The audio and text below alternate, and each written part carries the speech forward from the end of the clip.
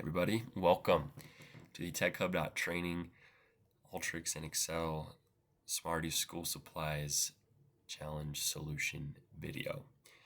Thanks for coming to the website, and let's just get into it. So this problem has two parts. So I'll show the first part, the second part, and then show my final output in Excel. So sorry, these errors are because I have already run this and made these files, so there's no problem. It's just those files are already in my folder. But anyways, this is our data. So yeah, as you can see, we got invoice number, date, customer, customer number, address, item, invoice item number, product, product number, price. So we want to take this into third normal form. So first I just cleaned these. I just didn't want these null rows. I don't know why those got added. So now we just got rows with stuff, right? So said we wanted, in the hints, it said to kind of split this up into 4 groups. So this first one, we just have customer number, customer name, and address. So we wanted to parse the address, so parsed it once, the commas, removed the white space, and then parsed it to get the city, zip code, or state and zip code, sorry. And then we just did it one more time.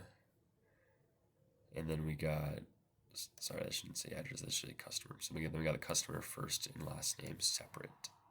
So now I reorder the columns and renamed them. So we have customer first name, last name, address, city, state, zip code. So yeah, this is the customer file. And you can see we have some duplicates here. So the whole point of normalization is, or third normal form, is to have one record for each customer so we don't have to update multiple ones. So finally, I just do unique and get one customer, one row for each customer. So we only have to update this once. And then I outputted it to an Excel sheet. Like I said, this is here because I've already run this and this file already exists. Now move on to the invoice. So then I just selected the invoice number, date, and customer number.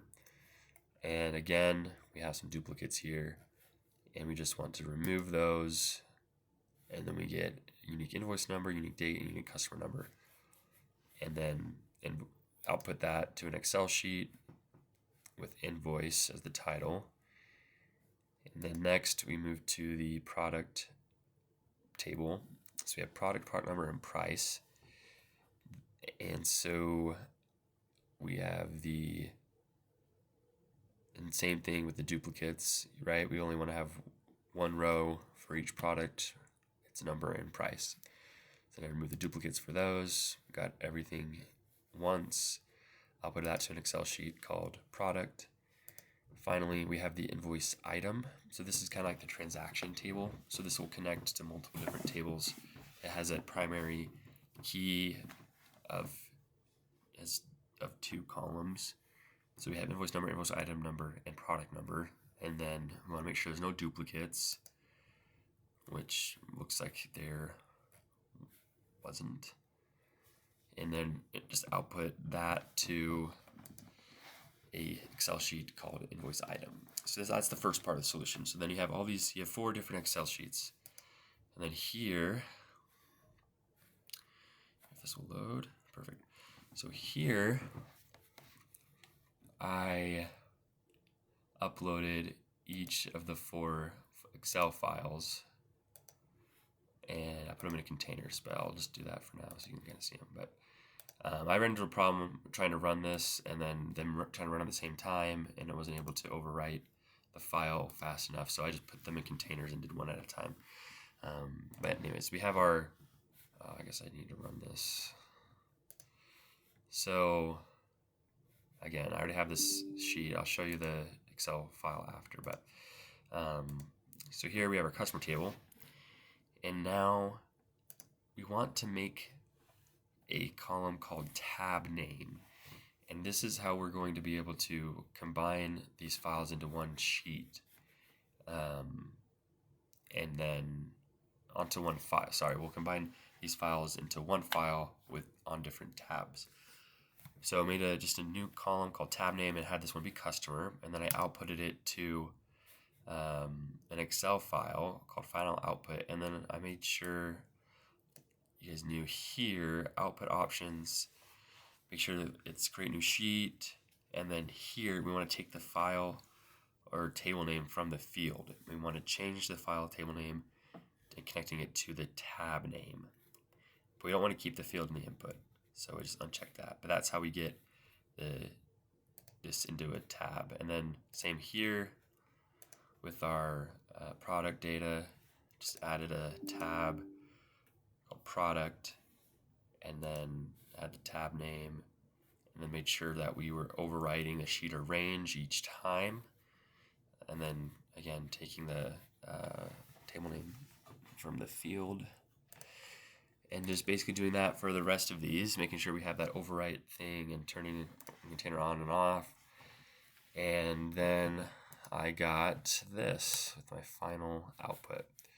So you can see we have our customer table, invoice, product, and invoice item, which is our transaction table, connects all of our tables together. So now we need to update something. We only need to update it once instead of updating it multiple times. Thanks for sticking around, watching this video. Continue coming to the website, showing your support and improving your tech skills. Thanks.